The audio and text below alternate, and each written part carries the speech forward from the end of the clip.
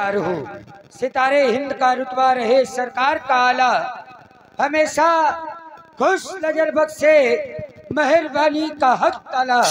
उदू की जान पर गालिब हमेशा खौफ खंजर हो, फतेह इकबाल लक्ष्मी का कदम कब्जे के अंदर हो। महाराज के जीवन की जय जयकार हो, जय जयकार हो, जय जयकार हो। अष्ट मंत्रियों में श्रेष्ठ मंत्री श्री सुमंत जी महाराज, आप तो देख ही रहे हैं हमारी अयोध्या में जब से हमारे चारों पुत्रों का जन्म हुआ है, अयोध्या में चारों तरफ खुशियां ही खुशियां दिखाई देती हैं। नाना प्रकार के मंगल गान, नाना प्रकार के बधावे हमारी अयोध्या में नित्य बजाए जा रहे हैं। चारों तरफ खुशियां ही खुशियां दिखाई देती हैं। आज हमारी अयोध्या में जब ते राम ब्याह घर आए, नित नौ मंगल मोद बधाए। जब से हमारे चारों पुत्रों का विवाह हुआ है, हमारी अयोध्या में खुशियां मनाई जा रही हैं। लेकिन आज राजमंत्री, हम अपने सेनागार से सीधे ही अपने राज दरबार की ओर आ गए। लगता है हमारा यह पूर्वजों का ताज कुछ टेढ़ा सा है, चाहते हैं कि दर्पण की व्यवस्था की जाए। जैसी आज्ञा। यहीं से राम मनगमन शुरू हो जाता है। दशरथ जी ने कहा दर्पण लाओ, और दशरथ जी ने ज्यों ही दर्पण में अपना मुख देखा, राय सुभाए मुकुर कर लीधा,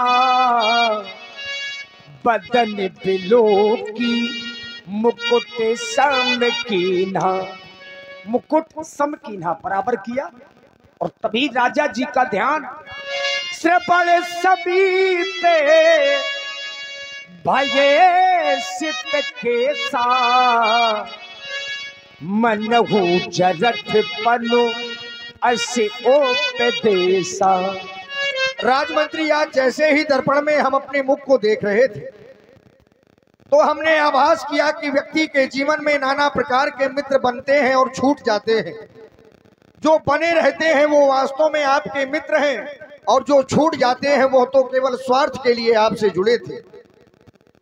इस संसार में यदि सबसे सच्चा कोई मित्र है तो आभास करते हैं कि वह दर्पण है, जो कि बिना किसी भय, बिना किसी लोभ, बिना किसी लालच के कारण आपके जीवन की सत्यता कह देता है, आपके चेहरे की वास्तविकता दिखला देता है। आज हमने जैसे ही दर्पण को अपने सामने किया तो पाया कि श्रवण समीप भये सुत केसा, कानों के समीप के बाल श्वेत हो गए हैं, मानो कि जो आदेशित करते हैं कि राजा दशरथ तुम्हारा चौथापन आ गया है। और विचार करते हैं कि चौथेपन में प्रत्येक व्यक्ति को करना क्या चाहिए। जब व्यक्ति का बुढ़ापा आ जाए, चौथापन आ जाए, तब व्यक्ति को गृहस्थ आश्रम का परित्याग कर देना चाहिए। उस परमात्मा की प्राप्ति के हेतु वन स्वीकार कर लेना चाहिए, परमात्मा का भजन करना चाहिए। राजमंत्री, आपने भी देखा होगा, हमने अपने जीवन में बहुत से कार्य किए। ये समय है, आता है चला जाता है, लेकिन समय के साथ व्यक्ति को चलना, ये उसके जीवन के लक्ष्य की प्राप्ति का प्रमुख साधन होता है। मंत्री आता है वह ग्रीष्म काल, और सुंदर बसंत ऋतु जाती है।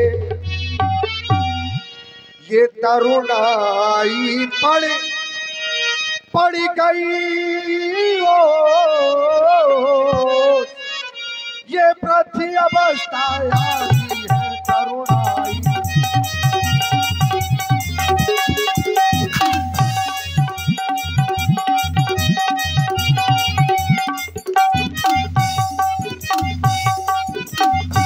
ये परसों कर्जा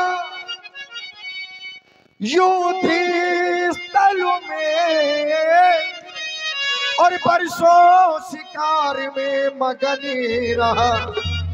ये बरसों तक दासी दासी रहे, बरसों तक दासी दासी रहे, बरसों महीनों में मगन रहा, बरसों तक दासी।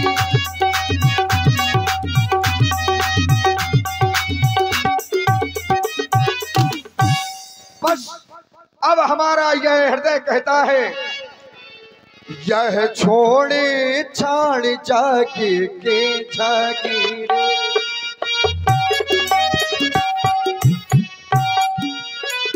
अब बहुत समय हमें इस संसार के माया में लिप्त रहने की आवश्यकता है नहीं, क्योंकि हमारे जीवन में बहुत सारी सुख सुविधाएं हमने अपने जीवन में अर्जित कर ली हैं।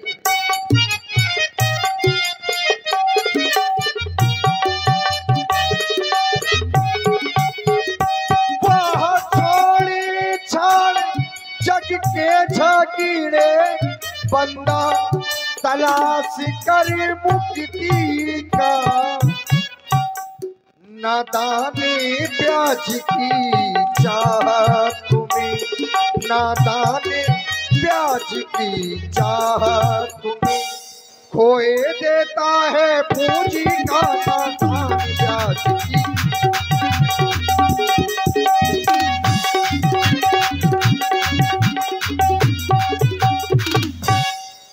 बस आज हमारा हृदय कह रहा है और समय भी यही कह रहा है राजमंत्री कि नृप जुबराज राम कह देऊ, जीवन जन्म लाहू किन लेहू।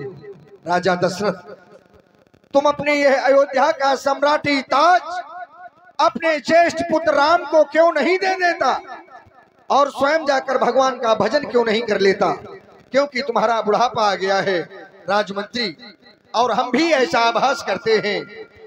अब तो आसार बुढ़ा, अब तो आसार बुढ़ा पे के नजर आते हैं, अब तो आसार बुढ़ा पे के नजर आते हैं।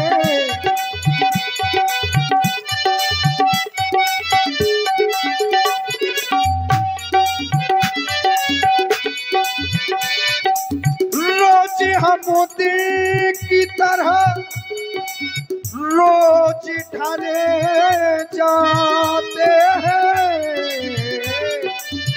रोज हम मोती